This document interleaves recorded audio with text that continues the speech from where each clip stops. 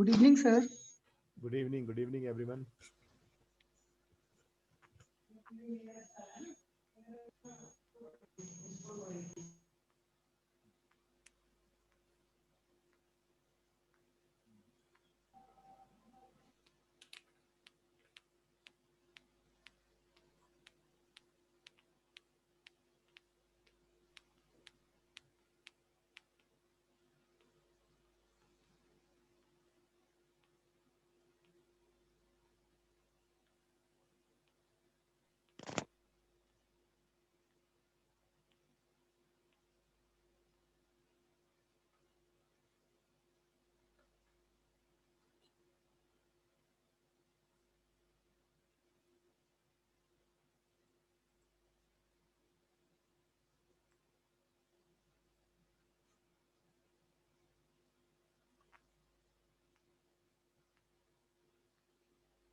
Hello. हाँ जी sir. हाँ, मैं अब एक क्वेश्चन पूछ रहा हूँ आप लोगों से, जब तक और लोग आते हैं। अभी पार्टिसिपेंट 18 ही हुए हैं। How will you distinguish between calculus and algebra? There are two major branches of mathematics, namely calculus and algebra. Algebra means group theory, ring theory, field, etc., etc. Calculus means differential calculus and integral calculus. So how will you distinguish these two branches? Suppose there is a layman जो बिल्कुल mathematics को नहीं जानता है, वो आपसे पूछे कि भाई अलजेब्रा क्या होता है और ये एनालिसिस, ये कैलकुलस क्या होती है, ये कैलकुलस और एनालिसिस आर ऑलमोस्ट सेम। ये एनालिसिस क्या होती है? Calculus is part of analysis actually. तो कैसे करोगे आप? कभी कहते हो हम mathematical real analysis, complex analysis या ओवरऑल एनालिसिस पढ़ रहे हैं, अलजेब्रा पढ़ रहे हैं, अलजेब्रा 1, अलजेब्रा 2, जने कितने अलजेब्रा। तो कैसे, क्या अंतर बताओगे उस लेमैन को? सर जो अलजेब्रा है सर, उसमें तो हम बेसिकली जो सर हमारे एडिशन है, मल्टीप्लिकेशन है, डिवीजन है, प्रोडक्ट है, तो सर हम इनकी प्रॉपर्टी के बारे में डिस्कस करते हैं कि किसी सेट के ऊपर। सुनील बोल रहे हैं? जी सर, जी सुनील बोल रहे हैं। और सर जो एनालिसिस वाला, कैलकुलस वाला पार्ट आ जाएगा सर, इसमें हम फंक्शन की प्रॉपर्टीज के बारे में डिस्कस करते हैं कि कोई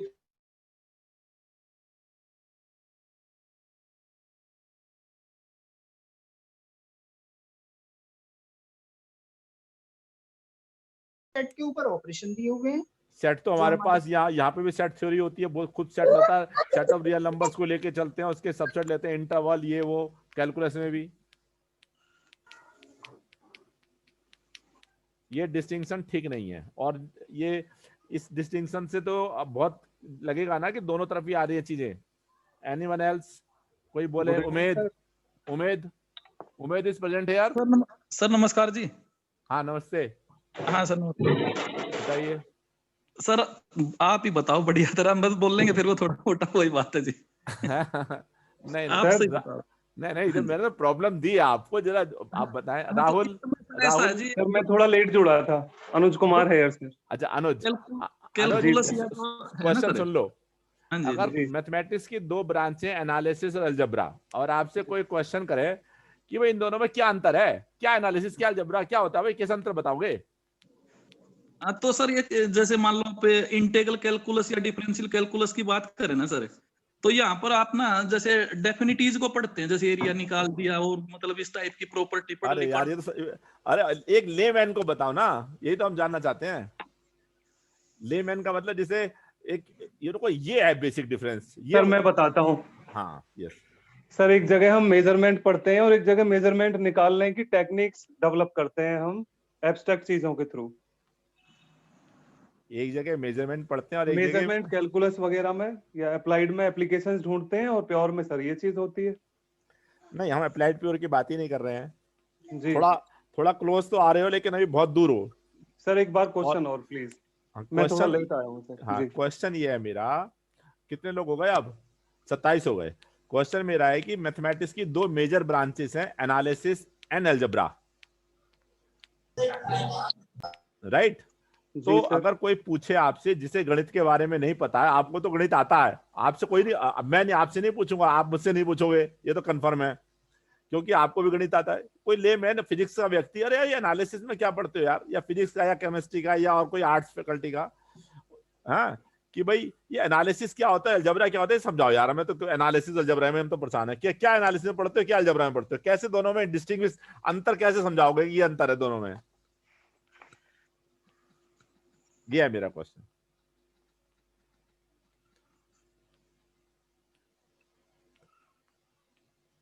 यस, एनीवन? यतिन दिखाई दे रहा है मुझे, यतिन अदाना, यतिन बोलो। नमस्कार सर। नमस्ते, बोलो यतिन। सर मैं अभी ज्वाइन हो पाया हूँ। अच्छा, चलो, सुना नहीं क्वेश्चन है? जी सर। तो अमित शर्मा, अमित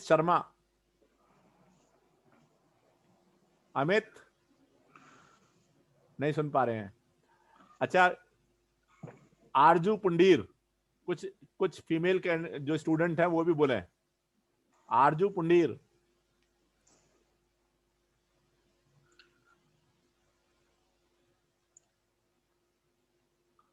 अमृता रानी। सर प्लीज एक बार क्वेश्चन रिपीट कर देंगे सर यार, प्लीज। हाँ? अलजेब्रा और कौन बोल रहे हैं? एनालिसिस के अंदर पहले डिफरेंस बताओ। क्या है? हाँ, ये दो बोल दिया उन्होंने। डिफरेंस क्या है दोनों में, कैसे डिस्टिंक्शन क्या है, एक डिस्टिंक्शन बताओ, मेजर डिस्टिंक्शन बता दो एक, उससे एकदम क्लियर हो जाएगा। लिमिट का कांसेप्ट सर इसमें एनालिसिस में है, बहुत बढ़िया। अलजेब्रा में नहीं। हाँ, अलजेब्रा में लिमिट नहीं होती, एनालिसिस में लिमिट, बहुत बढ़िया। और सर थोड़ा लेकिन और हम करो। ये भी कह सकते हैं कि analysis with deals function and derivatives and something. ना, ये सब इधर भी है, इधर भी है। फंक्शंस तो दोनों में होते हैं। कभी कभी तो मैथमेटिक्स को ऐसे डिफाइन कर देते हैं, mathematics is the study of functions. तो फिर इसलिए फंक्शन तो सब जगह है, फंक्शन से अलग मत करो, फंक्शन तो सारे मैथमेटिक्स में होता है। फंक्शन एंड सेट्स तो हर जगह है। हाँ, फंक्शन और सेट तो हर जगह है। सर सेट्स पे जो हमारे पास सेट्स होते हैं उन पे हम कुछ कंस्ट्रक्शंस लगाते हैं रियल के अंदर। चलिए, आपको टाइम दें या अभी आंसर दें? बता दीजिएगा, आंसर बताइए। बता दीजिएगा। रेडीमेड चाहिए आप सबको, रेडीमेड चाहिए, थोड़ा ढूंढ नहीं सकते हैं? नहीं सर, ढूंढ भी लेंगे सर, कोशिश करेंगे ढूंढने की। हाँ, यस, यही होना चाहिए एटीट्यूड कि अजी एक दिन तो दो कम से कम हमें ढूंढने के लिए है। सर आज हम ढूंढ लेंगे सर, और सर एक फिर दिन दीजिए। हाँ, कल पूछेंगे। को आएंगी, फिर देखते हैं और क्या क्या अंतर आते हैं। कुछ लोग, एक लिमिट की बात अच्छी लगी है और उसको और क्लियर करने की बात होनी चाहिए है। तो सर अलजेब्रा में ऑपरेशंस की स्टडी के बारे में ज्यादा कुछ होता है, सेट्स के साथ ऑपरेशंस पे ज्यादा थ्रस्ट होता है, जबकि वहाँ सेट और उसकी कंस्ट्रक्शंस पे ध्यान देते हैं एनालिसिस के अंदर। भाई, हाँ भाई, अभी भी एक बिल्कुल हमें अनजान व्यक्ति को अंतर बताना है, तो ये समझ में नहीं आएगा उसे तुम क्या ऑपरेशन बता रहे हो, है ना?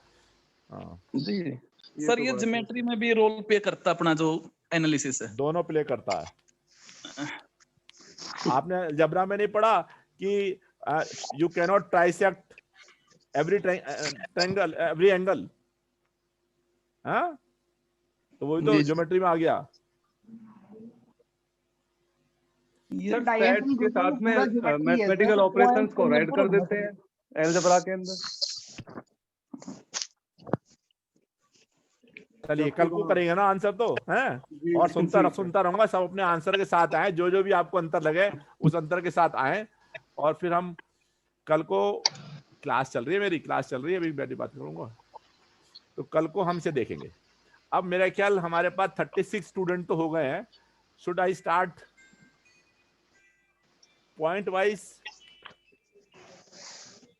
Wise convergence? हमारा कल हमने देखा था, हमने उसमें देखा था कि 4 प्रॉब्लम करी थी। उसमें देखा था एक प्रॉब्लम में कि हर टर्म तो कंटिन्यूअस थी, लेकिन जो उसकी सम फंक्शन आया था वो कंटिन्यूअस नहीं था। ऐसे ही देखा था कि हमने, अगर हम लिमिट निकालें, उसका लिमिट का तो डिफरेंशियल कर पा रहे हैं, लेकिन टर्म बाय टर्म डिफरेंशियल करके लिमिट निकालें तो वो नहीं निकल रही थी। ऐसे ही हमने देखा था कि इंटीग्रेबल नहीं था। इंटीग्रेबल इन द सेंस कि एक फंक्शन था हमारे पास सीक्वेंस थी, उसकी टर्म बाय टर्म इंटीग्रेशन करके लिमिट लें, और या पहले लिमिट ले लें फिर उसके इंटीग्रेशन करें, दोनों में अंतर आ रहा था। ऐसा अंतर क्यों आ रहा था, मतलब ये इस प्रकार की अंतर क्यों आ रहा है, क्यों नहीं हम टर्म बाय टर्म डिफरेंशिएशन कर पा रहे, क्यों नहीं टर्म बाय टर्म इंटीग्रेशन कर पा रहे। तो इसका सॉल्यूशन जो है वो आगे हमें अब मिलने वाला है। तो प्रॉब्लम तो समझ में आ गई ना कि हमने जो देखा पॉइंट वाइज कन्वर्जेंस में, तो इस 4 तरह की हमें समस्याएं थी। अब हम यूनिफॉर्म कन्वर्जेंस कर रहे हैं, uniform convergence on an interval. आप सब पे I hope everybody has arrange this book. अगर नहीं है तो ले लीजिए, नहीं तो मैं भी आपके साथ शेयर कर सकता हूं। आपको मैं शेयर कर सकता हूं इसको। मैं देखता हूं कहां पड़ी है मेरे पास, नहीं तो मैं शेयर करता हूं अभी। हाँ सर कर लीजिए। एक क्वेश्चन और था सर कल आपका, जो आज के लिए छोड़ा था। कल कुछ छोड़ा था जी, क्या? Yes sir. कि डिफरेंशिएशन कैसे डिफर करता है रियल के अंदर और कॉम्प्लेक्स के हाँ अंदर। हाँ अब वो बताइए। हाँ चलिए सर बताइए। यहाँ पे फंक्शन ऑफ सेवरल वो होता है ना, फंक्शन ऑफ सेवरल वेरिएबल्स, तो यहाँ पे वो डील करते हैं कॉम्प्लेक्स में, और वहां हाँ। पे सिंगल वेरिएबल डिफाइन होता है खाली। तो एक चलिए बेसिक चलिए डिफरेंस सर चलिए, यही लगा, नहीं कोई नहीं और भी हो नहीं सकता है। नहीं, ये तो सेवरल वेरिएबल रियल एनालिसिस में भी पढ़ते हैं हम।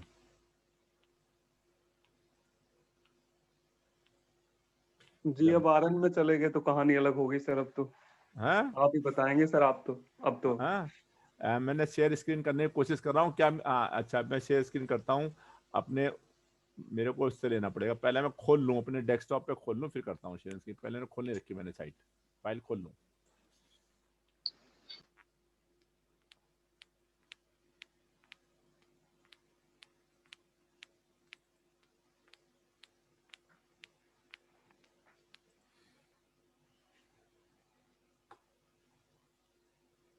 उमेश जी आप बताइए कुछ। अब दिखाई दे रही है स्क्रीन पे यूनिफॉर्म कन्वर्जेंस लिखा हुआ?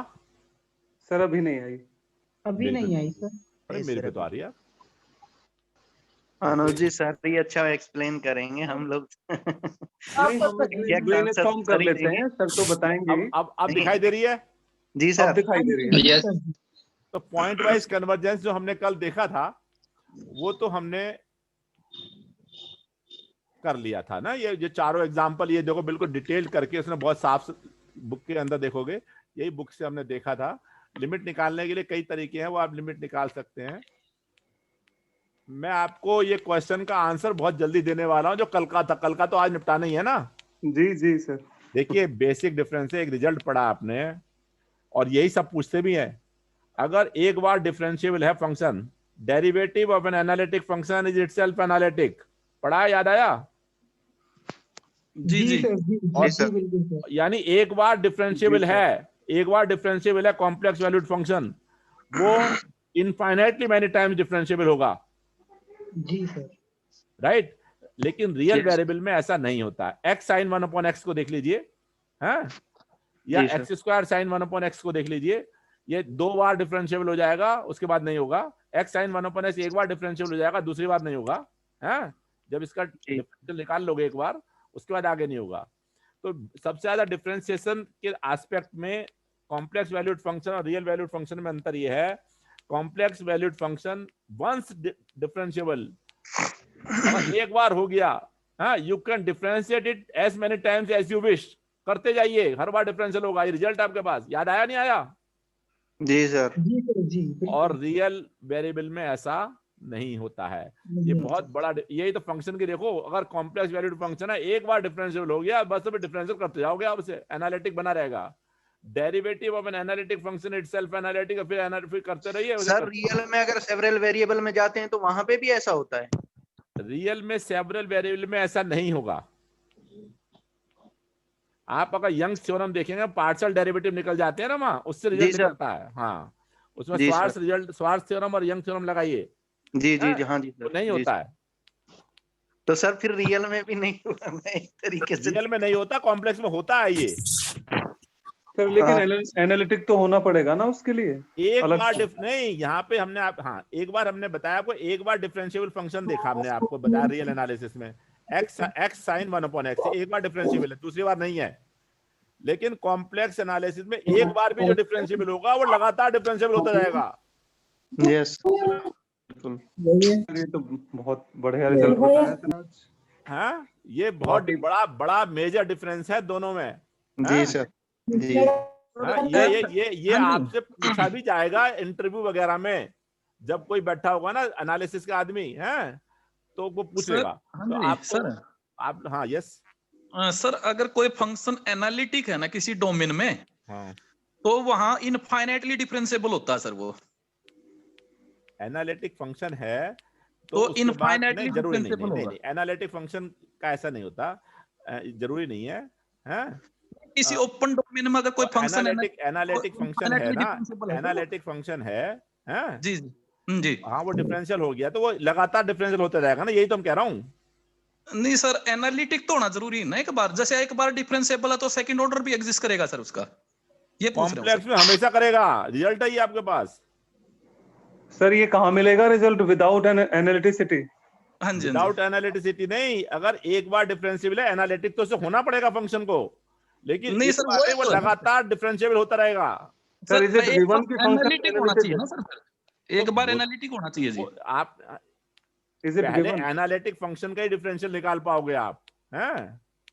एनालिटिक और डिफरेंशिएबिलिटी में जरा से अंतर है, डिफरेंशिएबिलिटी पॉइंट पे होती है, एनालिटिक डोमेन पे होती है, उसमें होती है, नेबरहुड नहीं में सर, होती है। उसमें डेरिवेटिव कंटीन्यूअस भी लेकिन तो सर होता है ये सर। तो ये हो गया ना कि एनालिटिसिटी इम्प्लाई करती है डिफरेंशिएबिलिटी को, बट डिफरेंशिएबिलिटी अरे मैं Need बताऊं, not सुनो imply। सुनो सुनो, एनालिटिसिटी और डिफरेंशिएबिलिटी में क्या अंतर है? सर वो पॉइंट प्रॉपर्टी है और वो बस, डोमेन की वो प्रॉपर्टी है। डोमेन वो में कह लो डोमेन की या प्रॉपर्टी नेबरहुड है। में कह लो, किसी जी सर। पॉइंट के नेबरहुड में, बस जी सर।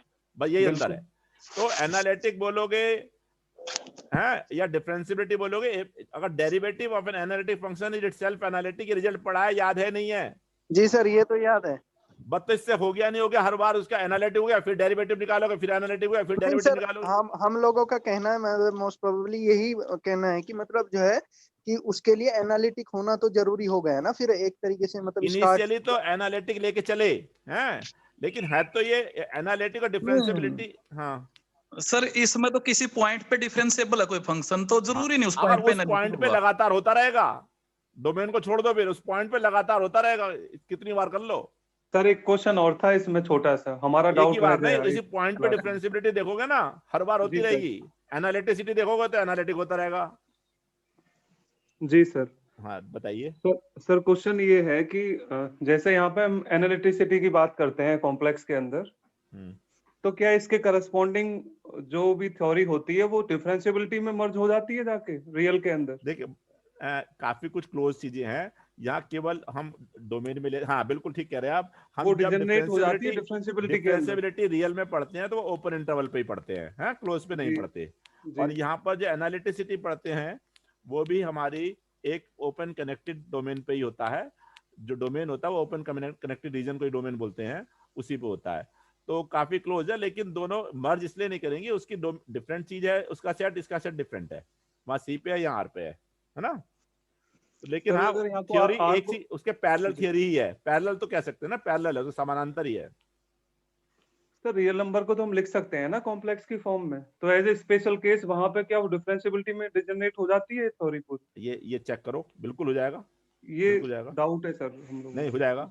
सर हाँ जी, हाँ जी, जैसे कोई फंक्शन डिफरेंशिएबल है किसी डोमेन में, तो वो मतलब है फिर सेकंड उसका डेरिवेटिव भी डिफरेंशिएबल होगा सर। हाँ यही तो कह रहा तो हूँ। ये सर इसमें अगर डेरिवेटिव डिफरेंशिएबल हो गया तो डेरिवेटिव कंटीन्यूअस भी होगा सर। सारा कुछ होता रहेगा, यही तो कह रहा हूँ, तो कंटिन्यूस क्यों नहीं होगा? फिर एनालिटिक की जरूरत ही नहीं पड़ी सर इसमें। नहीं तो नहीं analytic- नहीं नहीं नहीं, वो तो पॉइंट पे होगा ना, जब डिफरेंशिएबिलिटी की बात कर रहे हो तो पॉइंट पे होगी, जब एनालिटिसिटी की बात करते हो तो डोमेन, ये अंतर तो यही है। हाँ जी। केवल एक नेबरहुड की बात, पॉइंट के नेबरहुड में होगा वो पूरा, उसके केवल उसी पॉइंट पे नहीं, उसके नेबरहुड के हर पॉइंट पे होगा। हाँ सब और जब नेबरहुड केवल में। ओपन एंड डिफरेंशिएबिलिटी की बात कनेक्टेड कर रहे हो सेट तो लिया है पॉइंट ना पे सर करते ने, हैं। डोमेन बता रहे हैं तो बिल्कुल ओपन की वजह से हो गया, क्योंकि हर एक नेबरहुड में होगा हर एक हाँ पॉइंट पे, ओपन में तो है सर ये डोमेन तो में। डिफरेंशिएबल हो गया उस कॉन्सेप्ट से, वो बिल्कुल ठीक बात है। तो अब जो आज का क्वेश्चन है उसका आंसर हम कल देंगे, ठीक है? जी आप सर। एक दिन लगा के आइए और सोच के आइए, पढ़ के भी आइए, ढूंढ के आइए, ऐसा नहीं कि कल को मिल जाएगा इसलिए सर। पढ़ने की जरूरत नहीं है। अब यूनिफॉर्म कन्वर्जेंस पे आते हैं। देख जैसा एज यू कैन, यहाँ पे मेरा एक डाउट है, मैं एक फंक्शन लेता हूँ fz equals to z z बार, जेड जेड बार तो यार सर वो मतलब मोड जेड का स्क्वायर दैट मींस वही बन गया। हाँ, मतलब या वो जेड जीरो स्क्वायर पे ही जेड तो बार होगा। अगर हम ले लेते हैं ओरिजिन पे डिफरेंशिएबल है और ओरिजिन पे होता रहेगा, क्या करोगे? तो 0 0 आना है?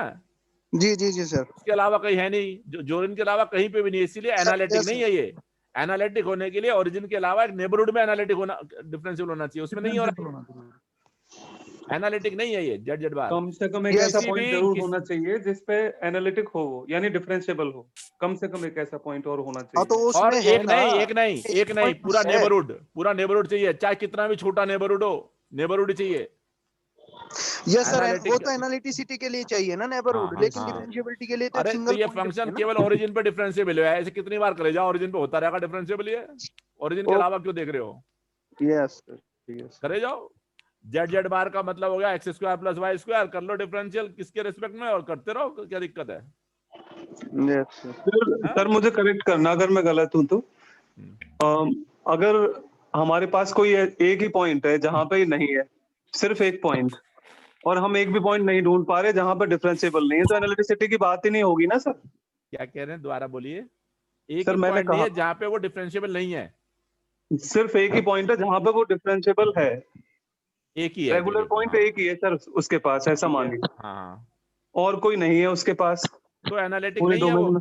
एनालिटिक नहीं है एनालिटिक नहीं कहेंगे ना सर ना उसको। ना जी ना जी, ना, ना। बिल्कुल बिल्कुल। अब आइए, चलिए, ऑलरेडी 25 मिनट्स हो गए। यूनिफॉर्म कन्वर्जेंस, यहाँ पर जो हमने आपको पॉइंट वाइज कन्वर्जेंस की डेफिनेशन दी थी, उसमें से थोड़ा सा ही अंतर है। अब अंतर कहाँ है? वही जहां पे हमने बोला था ना, for each epsilon greater than 0 and for each x, यहाँ each x for all x कर देंगे बस। For all x in interval a b there exists a positive integer n such that,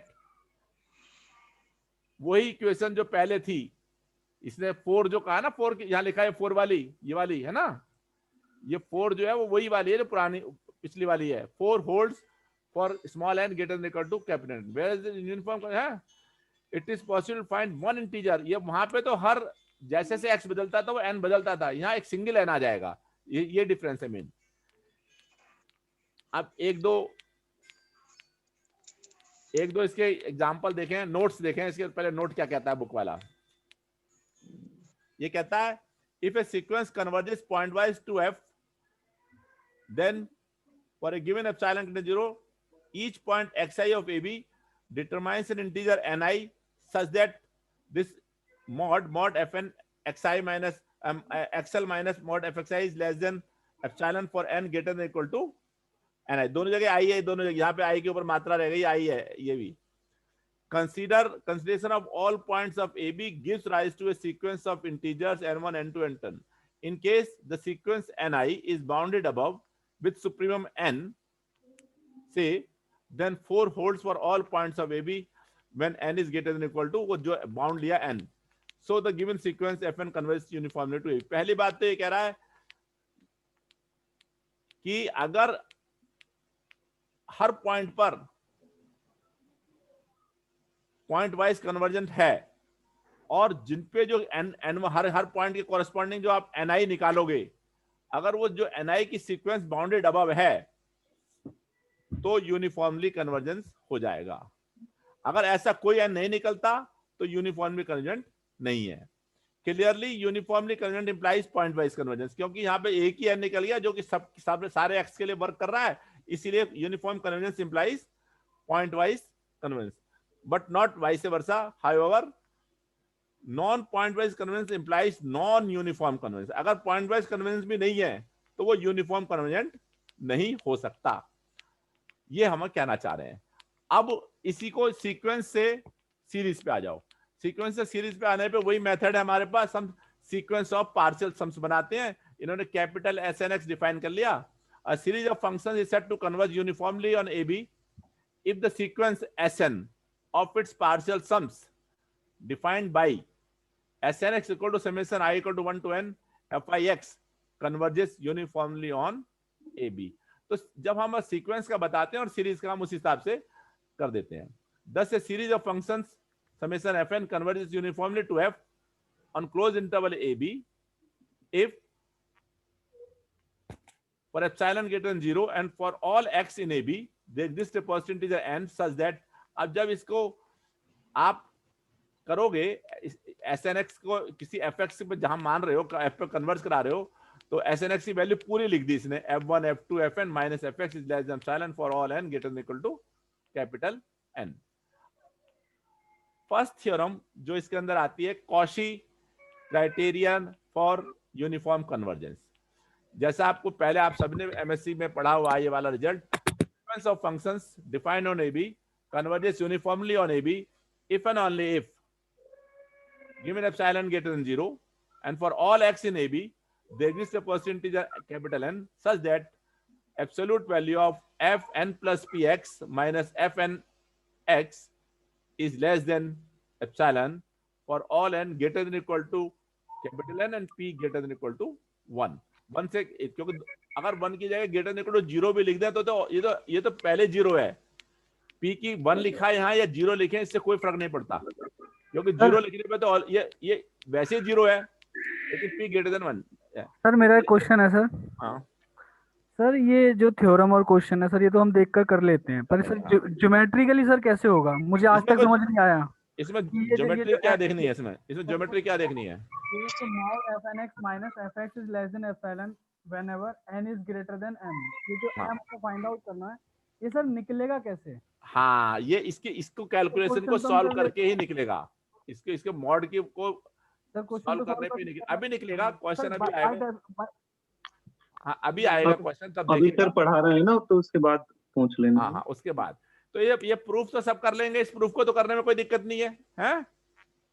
proof करने में क्या है, उसी तरीके से, क्योंकि यूनिफॉर्मली कंजूगेट माना तो एक इंटीजर निकलेगा, अगर p की वैल्यू एक से बड़े ले ली तो दूसरा इंटीजर निकलेगा, दोनों से बड़ा इंटीजर ले लो और ट्रायंगल इनइक्वालिटी लगाई और दोनों से आपके पास ये आ गया जो result fn plus px minus fnx is less than epsilon आ गया। सफिशिएंसी के लिए सेम p को टेंड्स टू इंफिनिटी करा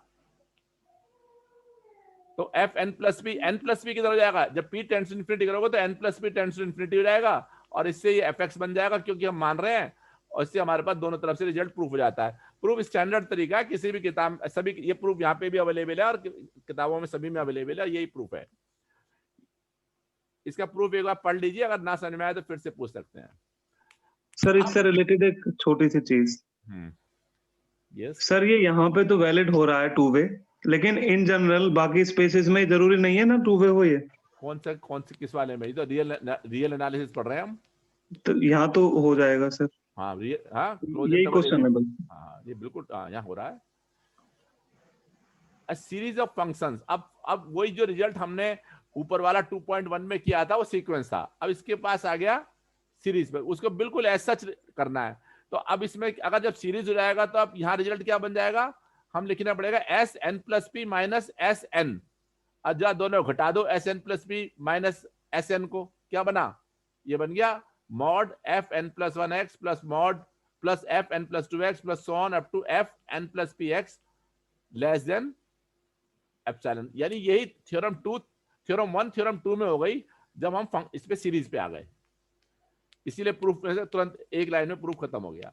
अब जो आप क्वेश्चन कह रहे थे एन कैसे निकालें और ये कैसे ये प्रूफ करें, वही देखने की बात थी। सबसे पहले इसे करते हैं, जब आप देख रहे हैं सोल्ड एग्जाम्पल 1 आपके सामने आ गया, solved example 1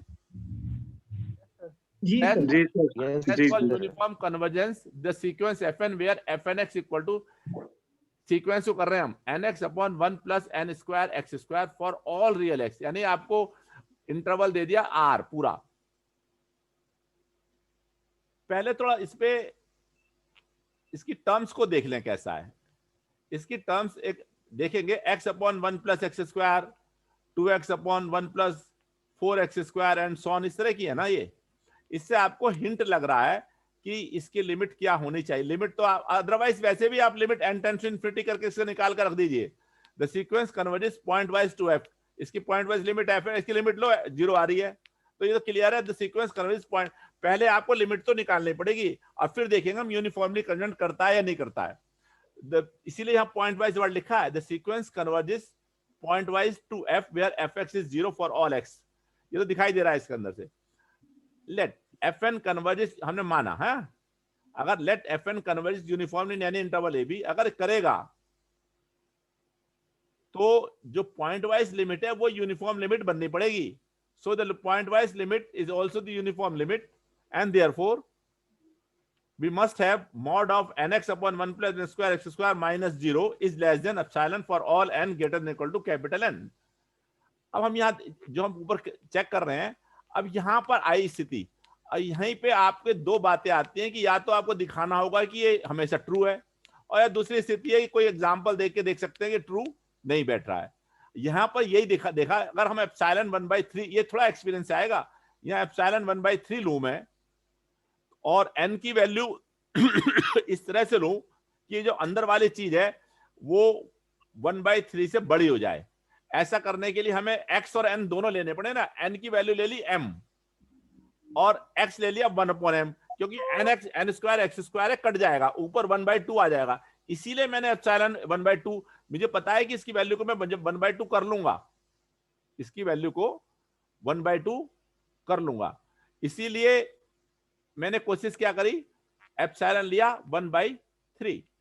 if we take epsilon equal to 1/3 and m an integer greater than n such that 1/m is in ab, ये क्लोज इंटरवल ab है, इसमें हमने ऐसा चूज करा m इंटीजर जो 1/m इसके अंदर आ जाए. We find on taking n equal to m and x equal to 1/m that 1/2 which is not less than 1/3. Thus we arrive at a contradiction, and so the sequence is not uniformly congruent in the interval ab which contains the point 1/m. अब which contains the point 1/m क्या है, क्योंकि m but since 1/m tends to 0, the interval ab contains 0, यानी जिस भी interval में 0 होगा उसके अंदर ये यूनिफॉर्मली कन्वर्जेंट नहीं होगा. Hence the sequence is not uniformly congruent on any interval ab containing 0. इस एग्जाम्पल को दोबारा से एक जना एक्सप्लेन करे, क्योंकि बहुत इंपॉर्टेंट है. कैसे कहा कि किसी भी, हमने एक ही साथ कर दिया, हमने सारे रियल नंबर x पे चेक कर रहे थे, हमने पाया कि ये यूनिफॉर्मली कन्वर्जेंट किसी भी ऐसे इंटरवल में नहीं है जिसमें 0 होगा. अगर 0 नहीं है तो ये यूनिफॉर्मली कन्वर्जेंट बनेगा. इंटरवल में 0 है, तो ये यूनिफॉर्मली कन्वर्जेंट नहीं बनेगा. इस एग्जाम्पल को बहुत ध्यान से देने जा रहा है. कैसे करा ये, क्योंकि ये वैल्यू है nx upon 1 plus n square x square, ये यहां वाली ये जो वैल्यू है, ये जो वैल्यू ये 1/2 दिखाई दे रही है एकदम. देखते अगर आप देखो तो इसको दोनों को नीचे भी 1, इस दोनों को दोनों बराबर लूंगा, एक को n एक को 1/n, ये दोनों वैल्यू 1/2 जाएगी. तो इसलिए ऐसे करके देखा हमने, और इससे आ गया कि जिसमें भी 0 है इंटरवल में उसके अंदर यूनिफॉर्मली कन्वर्जेंट नहीं है. नेक्स्ट एग्जांपल देखिए, सीक्वेंस है x to the power n. Again sequence है, पहले टर्म है x, दूसरी x², तीसरी x³ एंड सो ऑन. यानी ये सीक्वेंस सीरीज नहीं है, सीक्वेंस है, लेकिन उसकी कॉमन टर्म x से मल्टीप्लाई हो जा रहा है. कहता है is uniformly convergent on 0k where k is less than 1. As you can see ये ज्योमेट्रिक सीरीज की तरह चलता है, ज्योमेट्रिक टर्म सेंस के 1x² and only point wise convergent on 0, 1. अगर k की वैल्यू 1 से कम है तो यूनिफॉर्मली कन्वर्जेंट जाएगा, और इस k की वैल्यू 1 हो गई तो केवल पॉइंट वाइज कन्वर्जेंट होगा. ये वाला कैसे करता है देखिए, आप इसकी लिमिट निकालिए. इसकी लिमिट 0 है अगर x की वैल्यू 1 से कम है और ग्रेटर देन इक्वल टू 0 है, और 1 है if x is 1. Thus the sequence converges pointwise to a discontinuous function on 0, 1. तो दिखाई दे गया कि ये जो हमने फंक्शन डिफाइन करा fx equal to 0 if x lies between 0 less than equal, x is greater than equal to 0 and less than 1 and 1 when x is 1, ये function पर क्योंकि लिमिट एग्जिस्ट कर गई, ये इसकी कन्वर्जेंस हो गया और ये डिसकंटिन्यूअस फंक्शन है. अब जैसे डिसकंटिन्यूअस फंक्शन दिखाई दिया तो आप ये भी कह सकते हो कि 0, 1 पे ये यूनिफॉर्मली कंटिन्यूअस तो होना नहीं है, क्योंकि रिजल्ट आगे हम पढ़ेंगे, ये लिमिट फंक्शन है उसे कंटिन्यूअस होना चाहिए था अगर टर्म कौन सा है. Let epsilon greater 0 be given. अब हमने दिया k की वैल्यू 1 से कम कर दी, k की वैल्यू 1 से कम कर दी, तो mod fx minus mod fnx minus fx, because fx अब k की वैल्यू 1 से कम है तो वो x इक्वल टू 1 नहीं हो सकता, इसीलिए ऊपर वाली लिमिट रह गई 0 है, इसकी वैल्यू हो गई 0 fx की. fnx 1 upon x, इसको लिख दिया हमने, एक्शन हो गया, action is less than epsilon, और 1 by x to the power n is greater than, ये हमेशा रिवर्स करना पड़ता है जगह अगर x की वैल्यू n की वैल्यू निकालनी है। 1 upon x की power n is greater than 1 upon epsilon, taking log of both sides we see if n is greater than log 1 upon epsilon upon log 1 upon x, अगर ये n choose कर लूं मैं, log जो epsilon लोगे उसका log 1 upon epsilon upon log 1 upon x, where x lies between 0 and 1, this number increases with x and its maximum value क्या होगी, इसकी maximum value being log 1 upon epsilon upon log 1 upon k, k की value जो ले लोगे, जो सबसे बड़ा इंटरवल का k ले लिया, वही इसकी सबसे बड़ी वैल्यू हो गई इन इंटरवल 0k। अब क्योंकि ये नंबर फिक्स हो गया, ये अनबाउंडेड नहीं हो रहा, log 1 upon epsilon upon log 1 upon k, इस नंबर को ले लो, let n be any integer greater than or equal to this number, log 1 upon epsilon upon log 1 upon k. With this capital N, we see that absolute value of fnx minus fx is less than epsilon for all n greater than or equal to capital N when x lies between 0 and 1. Again at x equal to 0, क्योंकि 1 upon x आ रहा था तो 0 को छोड़ना पड़ रहा था हमको। Again at x equal to 0, x equal to 0 पे fx 0 है और fnx भी 0 है, तो टोटली 0 हो गया। fnx minus fx is 0, which is always less than epsilon whenever n is greater than or equal to 1, इसके लिए n 1 आ गया।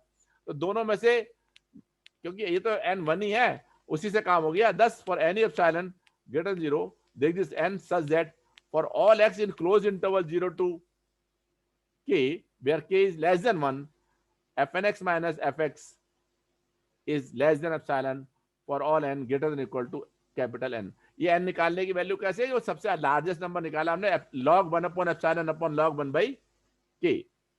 However, the number log 1 upon epsilon upon log 1 upon x tends to infinity as x tends to 1, क्योंकि नीचे log 1 हो जाएगा, log 1 is 0, so that it is impossible to find an integer capital N such that absolute value of fnx minus fx is less than epsilon for all n and all x in closed interval 0 1, यानी जब 1 के पास 1 ही पहुंच जाएगा तो हमें problem जाएगी। Hence the sequence is not uniformly convergent on any interval containing 1 and in particular on 0 1. 0 1 पे ये यूनिफॉर्मली कंटिन्यूअस नहीं है, यूनिफॉर्मली कंटिन्यूअस नहीं है, लेकिन 0 k where k is less than 1 ये यूनिफॉर्मली कन्वर्जेंट है। तो ये आपने, ये दोनों एग्जांपल आपने देखे कैसे निकले ये। इसके बाद अगला एग्जांपल देखिए, sequence fnx equal to 1 upon x plus n। ये कहता है is uniformly convergent in any interval close interval 0b with b greater than 0। 0b में b को तो ग्रेटर देन 0 लेना ही पड़ेगा, जब 0 इधर ले रहे हैं तो जब क्लोज इंटरवल b की वैल्यू 0 लोगे तो कोई पॉइंट, एक ही पॉइंट रहेगा 0, इसलिए b ग्रेटर देन 0। एग्जांपल, यहां पर इसकी लिमिट लेना जरा n टेंड्स टू इंफिनिटी, क्योंकि n नीचे है, 0 आ गया for all x in 0b, so the sequence converges pointwise to f। ये लिमिट एग्जिस्ट कर जाने का मतलब ये है, so the sequence converges pointwise to 0। Now for any epsilon greater 0, इसकी वैल्यू निकाली 1 अपॉन x प्लस n, इससे हमें लेस देन एप्सिलॉन करना है, उल्टा करा तो हो गया x plus n is greater then 1 upon epsilon, इधर x ले गए, अब ये x नीचे आ गया, यानी अगर n की value 1 upon epsilon minus x से बड़ी हो जाए और ये x सारी वैल्यू लेनी है 0b के बीच में, 0b के बीच में, अब बताइए ये n कैसा चूज कर सकते हो, नहीं कर सकते हो, which is greater then 1 upon epsilon minus x, क्योंकि ये माइनस में है, अगर x की वैल्यू 0 रखोगे तो ये 1 अपॉन एप्सिलॉन ही है, और अगर x की वैल्यू बढ़ाते जाओगे, कितनी भी बढ़ाते जाओगे और छोटी होती जा रही है, यानी आपको n क्या चूज करना है, जो एप्सिलॉन चूज किया था उसका उल्टा करो, उससे बड़ा इंटीजर ले लो। तो इसका मतलब हो गया, अगर आप मैक्सिमम वैल्यू 1 अपॉन एप्सिलॉन इसी निकल गई, so choose any integer n greater than और equal to 1 upon epsilon. With this capital N we see that absolute value of fnx minus fx is less than epsilon for all n greater than or equal to capital N. Hence the sequence is uniformly convergent in any. तो जब हम आपको उल्टा करके यहाँ पर ये जो वैल्यू निकालते हैं ना n की, यहीं पे किसी ने पूछा था ना मुझसे कि कैसे ये n निकालना नहीं आ रहा, जब उल्टा करके तब यहाँ डिसाइड करते हैं कि जब ये x को वेरी कराएंगे तो हमारी कोई मैक्सिमम वैल्यू एक फिक्स निकल पा रही है या नहीं निकल पा रही। सर आज समझ में आया मुझे कैसे निकलता, नहीं आज तक नहीं आया, सिर्फ रेक्टिफिकेशन चला अब तक। हाँ नहीं, यहाँ पे इस x को सोचोगे उस इंटरवल पर, अगर निकल रही है उस इंटरवल पे तब तो ठीक है, नहीं निकल पा रही तो गड़बड़ है। तो उसका मतलब नहीं हो पाएगा सर, अगर नहीं निकल पा रही है तो नहीं हो पाएगा, या फिर किसी और नहीं निकल पाएगी तो अब ये तो दिखाई दे रहा होगा ना कहाँ इन्फिनिटी हो रही है ये n, उसे बता दो कि if we go to this value n becomes infinity and so therefore it is not uniformly convergent, तब ऐसे कह देंगे।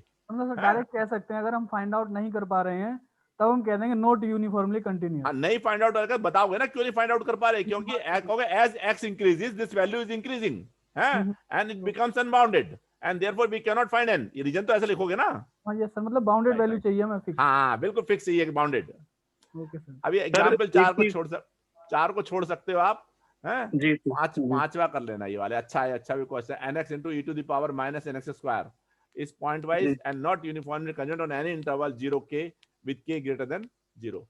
तो मैं आज इस वाले एग्जाम्पल को, ये एग्जाम्पल आपको सभी किताबों में मिल जाएगा, इस एग्जाम्पल को मैं अभी नहीं करा रहा हूँ, आप पढ़ के आएंगे, इसमें भी n निकालने की तरकीब बताएगा वो, उल्टा करके ना ये n निकालने की तरकीब देखिएगा, और नॉट यूनिफॉर्मली कंजंक्ट के लिए एक ऐसी वैल्यू भी दिखाएगा। ये एग्जाम्पल अगर ध्यान से करोगे पांचवा, बहुत चीजें क्लियर हो जाएंगी आपको कि कैसे पॉइंट वाइज कन्वर्जेंट हो गया। इसकी लिमिट क्या आती है, nx e to the power minus nx square की, निकालिए। सीरीज है ये, सीरीज है whose sum to n terms, पहले sum to n terms ही दे दिया इसने, समेशन fn पूछ रहा है जिसकी फर्स्ट n टर्म्स का जोड़ ये है। क्वेश्चन को देखिए, show that the series summation fn whose sum to n terms, first n terms का जोड़ ये है, तो अपने आप ही ने सीक्वेंस, क्वेश्चन तो सीरीज का दिया, हो गया सीक्वेंस है, क्योंकि जब सीक्वेंस दे ही दी इसने हमें। इसकी लिमिट ले लो, इसकी लिमिट कितनी आती है, limit n tends to infinity पर nx into e to the power minus n x square की, इसे नीचे ले आओ 1/0 इन्होंने बताया नहीं है तो कैसे आती तो 0 है, पर यहाँ बता नहीं रखा कैसे। हाँ इसने, अरे क्यों बताएगा, nx upon e to the power nx square लिख लो नीचे लाके, nx स्क्वायर का नीचे लाके 0/0 फॉर्म बन जाएगी सर। हाँ n स्क्वायर की टर्म आएगी, नहीं 0/0 करने की कोई जरूरत नहीं है, nx अपॉन नीचे लिखो सर, इनफिनिटी बाय इनफिनिटी बन जाएगी। क्या बनाने की जरूरत है, n से काटो ना डिवाइड करके। अच्छा नहीं वो ठीक है सर, कैंसिल हो जाएगा, लेकिन इसमें एक्सपेंशन से भी हो जाएगा और एक्सपेंशन से भी हो जाएगा, एक्सपेंशन से भी हो जाएगा, एक्सपेंशन से भी हो जाएगा सर। हाँ बस एक्सपेंशन से आप जहां तक कोशिश हो लोफिता रूल को अवॉइड करिए, एक्सपेंशन या कैलकुलेशन से ही निकालिए, एनालिसिस में यही पर्पस होता है। हाँ वैसे तो जो मैंने जैसे कहा कि integral differentiation they are part of analysis, तो वो जो वहां पे भी जो मेथड लगाए हैं वो एनालिसिस के मेथड लगा के ही फार्मूले डराइव किए गए हैं, उन्हें आप लगा सकते हो। लेकिन जब एमएससी में पढ़ते हो तो आपसे हम ये एक्सपेक्ट करते हैं कि आप डिफरेंशिएशन करने को अवॉइड करके हम किसी और मेथड से अगर एस्टिमेट कर सकें तो ज्यादा बेटर है। तो या एक्सपेंशन से या इनइक्वालिटी से, इनइक्वालिटी भी लगानी पड़ती है कई जगह, या एक्सपेंशन से दिखाई दे रहा है कि इसकी वैल्यू 0 आ रही है। Thus the series converges point wise to 0 on 0k। कुछ भी k ले लो यहाँ पर भी, अभी तक तो क्योंकि फिक्स वैल्यू आ गई। Let us suppose if possible the series converges uniformly on 0k। तो क्या होगा, आप एक ऐसा आ रहा होगा जो सबके लिए ट्रू होगा, और अगर यूनिफॉर्मली कंजंक्ट है तो जो यूनिफॉर्म लिमिट होगी वो पॉइंट वाइज लिमिट ही होनी पड़ेगी, तो इसलिए 0 लिख दिया यहाँ पे x को। अब तो sx को 0 रख दिया तो ये nx e to the power minus n x square, ये लेस देन एप्सिलॉन होना पड़ेगा। इसे जरा सा खोला, let n0 be an integer greater, अब देखो जब नहीं दे, अगर n पहले खोल के दिखा सकते हो, खोल लीजिए, आप खोल के दिखाइए, उसमें आपको वैल्यू अनबाउंडेड दिखाई देगी। और नहीं तो यहाँ आप उल्टा सोचिए, क्या n और वो रखें, let n0 be integer greater than n and e square epsilon square, e square epsilon square. Then for x, अगर x की वैल्यू 1/√n0 ले लें और n0 ही ले लें, इसकी कैलकुलेशन करें तो ये वैल्यू आ गई, कैलकुलेशन करके n0 is less then e square epsilon square. जब ये कैलकुलेशन करोगे आप ये आएगा, इसीलिए तो आपने n0 इससे बड़ा चूज करा था, e स्क्वायर, क्योंकि कैलकुलेशन में आना था e स्क्वायर एप्सिलॉन स्क्वायर, इसीलिए पहले ही क्योंकि आपका रिजल्ट तो सारे n के लिए ट्रू होना चाहिए, कैपिटल N के लिए। जब भी n is greater than equal to capital N, सबके लिए ट्रू होना चाहिए। तो n नॉट की वैल्यू इतनी बड़ी कर ली हमने, ले ली, जो ई स्क्वायर एप्सिलॉन स्क्वायर से भी बड़ी थी, और हमने यहाँ कंक्लूजन निकाला n not is greater than e square epsilon square, so we arrive at a contradiction. Therefore अगर हम इसे यूनिफॉर्मली कन्वर्जेंट मानते हैं तो कॉन्ट्रडिक्शन आ गया। This shows that series is not uniformly convergent on zero के। डिटेल अपने आप करने की कोशिश करिए, हैं। अब इसमें ध्यान रखने की बात है, जैसे इसने नोट्स में लिखा x इक्वल टू 1/√n0 ले सकते हैं, नहीं ले सकते हैं। ये खासियत इंटरवल में 0 से k था, 0 कितना भी बढ़ाते जाओ n0 की वैल्यू 1/√n0 0 के पास को जाएगा, है, इसीलिए इस इंटरवल में आएगा। अगर ये इंटरवल में 0 की जगह कुछ और होगा तो परेशानी आएगी, तब ये x की वैल्यू 1/√n0 लेना आसान भी नहीं होगा, है। इसीलिए इस तरह से क्वेश्चन जो बनाया हुआ है, इसे ध्यान से देखेंगे तो ये आप इस क्वेश्चन को ध्यान से करिएगा दोबारा से। these examples suggest that a discontinuity in the limit function implies a point of non-uniform convergence। जहां पे लिमिट फंक्शन जो निकाला वहां के डिस्कंटिन्यूटी जहां होगा ना, उसी पे point of non uniform convergence आएगा। Although non uniform convergence does not necessarily involve discontinuity in the limit function, है। दोनों बातें, रिमार्क बहुत इंपॉर्टेंट है ये। कुछ क्वेश्चन इन्होंने एक्सरसाइज दे रखी है, आप करने की कोशिश कीजिए। ये किताब आपने अरेंज कर ली होगी, हर किताबों में मिल जाते हैं क्वेश्चन, इनके क्वेश्चन करने की कोशिश कीजिए। सब में थोड़ा थोड़ा सा कैलकुलेशन होती है, आप उसे करने की कोशिश करेंगे। ये इसने 8 क्वेश्चन इस बुक में दे रखे हैं, कि इन सबको चेक करिए कि कहाँ पर कन्वर्जेंट है, कहाँ पे नहीं है। कुछ में रिजल्ट दे रखे हैं, कुछ में आपसे पूछ लिया है, कहीं में तो शो कर रखा है, देखते शो कर रखा है तो रिजल्ट तो दे ही रखा है, आपसे डिस्कस नहीं कर रखा, टेस्ट नहीं करा रहा है। ये सब में बता ही रखा है, यूनिफॉर्म कन्वर्जेंट इस तरह से बता रखा है। तो ये यूनिफॉर्म कन्वर्जेंट का हमारा इंट्रोडक्शन वाला और कुछ एग्जाम्पल वगैरह वाला हमने आज ये करा है। अब जैसा आपको जानते हैं, कुछ टेस्ट बताएंगे अब यूनिफॉर्म कन्वर्जेंस के। जब एक बार हम डेफिनेशन करते हैं, शुरू में ना डेफिनेशन से अटेम्प्ट करें क्वेश्चन करने की कोशिश। जब कोशिश करने की कोशिश करी तो हमें कुछ डिफिकल्टी भी लगी। हम ये नहीं कह रहे कि 8 के 8 क्वेश्चन बहुत आसानी से हो जाएंगे आपके, कुछ डिफिकल्टी भी लगेगी। लेकिन जब हम और क्राइटेरिया निकालेंगे आगे, उससे हमें डिसाइड करने में, जब दोबारा से नहीं क्वेश्चनों करोगे तो आप कहोगे हम इस तरह से भी कर सकते हैं, तो आपको वही चीजें आसान लगने लगेंगी। अब हम कुछ टेस्ट करेंगे यूनिफॉर्म कन्वर्जेंस के सीक्वेंस के। आपको सबको पता है कई सारे टेस्ट हम पे अवेलेबल हैं। उन टेस्ट को, एक टेस्ट पे एक एग्जाम्पल हम ऐसे कुछ करेंगे, एक टेस्ट बताएंगे और एक एग्जाम्पल उसको ऊपर जरूर करेंगे, जिससे एक टेस्ट को कैसे लगाया जाए। तो हम यहाँ पे आज रोक रहे हैं।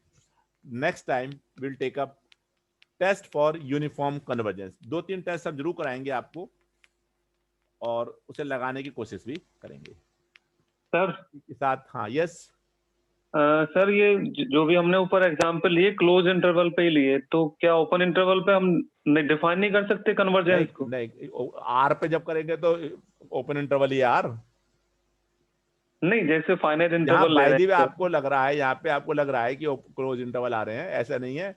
जब uniformly for all real x कह रहे हैं, ये क्वेश्चन नंबर देखिए 3, सीरीज सम इज ये converges uniformly for all real x, तो अपने आप ओपन इंटरवल भी आ गया। कभी कभी 0 पे दिक्कत करता है, इसलिए 0 को छोड़ देते हैं, ओपन एट 0 क्लोज एट कर देते हैं, ऐसा भी करते हैं। आप आगे मिलेंगे क्वेश्चन, है ना? जी सर, फाइनाइट लेंथ वाले एक्चुअली ऐसे ही लग रहे थे जी। हाँ, नहीं, इसमें अधिकतर क्लोज इंटरवल आ रहे हैं, लेकिन ओपन इंटरवल का एक क्वेश्चन है जो क्वेश्चन नंबर 3 है ना? जी सर, देख सकते हैं और इसे हम आगे करेंगे। ठीक है, थैंक यू सर। ओके जी, okay, thank you sir. Thank you sir. हम यहाँ रोक रहे हैं और करेंगे।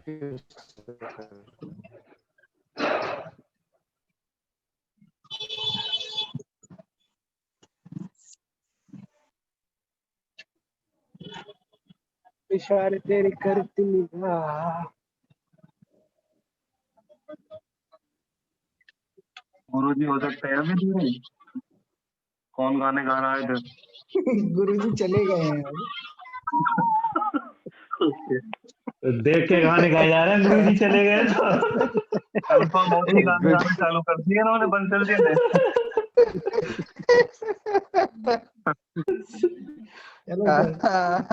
सही सही। अरे यार भाई लेकिन किसी पे इसकी पढ़ाया पीडीएफ बहुत है अच्छे से अरोरा एंड मलिक वाले की। अगर अरोरा मलिक की बुक की किसी के पास पीडीएफ हो तो यार ग्रुप में डाल दो। अरे नहीं भी होगी सर्च मार के डाल देंगे यार, हाँ, तुम्हारे लिए डाल कैसी दे बात डाल कर दे ना एपोस्टल वपोस्टल तो पढ़ी है मेरे पास, भेजी भी थी शायद मैंने एक बार आपको, इसकी ना है अरोरा मलिक की मेरे पास। अरे हाँ, डाल दे कहीं ना कहीं सर्च करके। ये थोड़ी सी सेमी इंटरनेशनल टाइप की है ना, बड़ी तो मिल जाती है। हाँ सही कह रहे हो। मतलब इंडियन ऑथर्स की थोड़ा सा ढूंढने में मशक्कत हाँ, करनी पड़ जाती है। सही कह रहे हो सही। सही कह रहे हो। भाई गाइड मिल गई सभी लोगों को। याद कर रहे हो सर आपको? पता करो हेड साहब याद कर रहे हैं। अनुचित हाँ पता करो। सर मैं ये कह रहा हूँ इस बात करा लो भाई डीआरसी। इस बात पे सन्नाटा हो जाता बिल्कुल कोई नहीं।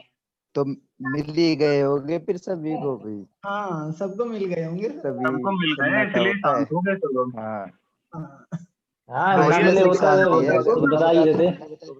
मैंने सुबह मैसेज भी छोड़ा था, किसी ने जवाब ही नहीं दिया। भैया फिर एप्लीकेशन प्रोसेस कर दो अपनी, मिल जाए तो ठीक है, अपना काम धाम चालू करें। कंफर्म तो हो जाए कि वही गाइड है अपने। हाँ सर ये तो बात सही कह रहे हो आप। और क्या आप लोगों की भी जल्दी हो जाएगी डीआरसी, काम वाम शुरू हो जाएगा फिर। हाँ सर बस ये काम तो होना ही है ना, तो इसे मतलब अब जब सर हैं ही वहाँ पे तो इसे एग्जाम क्या लग रहा है इसका? एग्जाम का कौन लिया है गाइड? मेरे तो भाई डॉक्टर भोपाल सिंह शर्मा है, एनआरईसी कॉलेज खुर्जा। अरे तुम तो चीते हो यार, तुम्हारा तो पहले से ही बहुत सेट ही है मामला, यहाँ नहीं है। अरे भारद्वाज जी बहुत लकी आदमी है तुम कि ऐसे गाइड है तुम्हारे। ना सच में लकी तो है यार, गाइड तो बहुत बढ़िया हमारे। इतने अच्छे इंसान है, इतने अच्छे इंसान है, कभी कोई बहुत परेशानी कोऑपरेटिव नहीं आएगी। बहुत सपोर्ट भी करते हैं, कोई दिक्कत हाँ, विक्कत ना है, बिल्कुल। वैसे अच्छे इंसान है।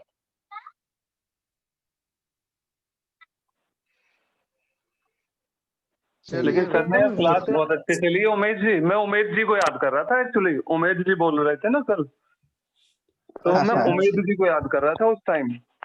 अच्छा अच्छा अच्छा, लेकिन जो ये रिजल्ट बता रहे थे ना सर डिफरेंशियबिलिटी वाला, यार मैं घूम रहा हूँ इसमें खुद भी। मैं बताऊंगा ये क्या है। ऐड कर ली। लोकल बुक में मुझे नहीं है, नहीं लग लेकिन रहा। पुन्नु स्वामी में ये डायरेक्ट रिजल्ट है ना। ये डायरेक्ट डिफरेंशियबिलिटी रिजल्ट वाला ही दिया हुआ है। मेरे माइंड में एक क्वेश्चन आया। एक्चुअली मैं क्या था, लास्ट ईयर आईआईटी गुवाहाटी में इंटरव्यू देने गया, तो उन्होंने वहां पे मुझसे एक क्वेश्चन पुटअप किया कि एफ कोई फंक्शन है जेड का, और वो पॉइंट जेड जीरो पे ट्वाइस डिफरेंशिएबल है, तो क्या वो पॉइंट पे एनालिटिक होगा? इसकी कोई गारंटी नहीं है। नहीं गारंटी नहीं है भाई, एनालिटिक होने की गारंटी थोड़ी है। उन्होंने बोला एनालिटिक होगा, मैंने इसे मतलब स्किप कर दिया था क्वेश्चन, तो उन्होंने रीजन दिया कि ट्वाइस डिफरेंशिएबल तब होगा ना वो उस पॉइंट पे भी कहीं ना कहीं डिफरेंशिएबल होगा, वहां पे एनालिटिक बताया उन्होंने। जबकि सर ने जो आज रिजल्ट बोला उससे अगर हम वही ले लें f z equal to mod z square वाला, वो सर के जीरो पे वो डिफरेंस, सर के रिजल्ट से वो जीरो पे ट्वाइस डिफरेंशिएबल भी होगा, जीरो पे एनालिटिक होना चाहिए।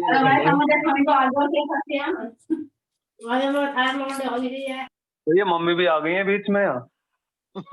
नमस्ते आंटी जी को। डांट पड़ रही दिखे पीछे, ज्यादा ना पढ़ा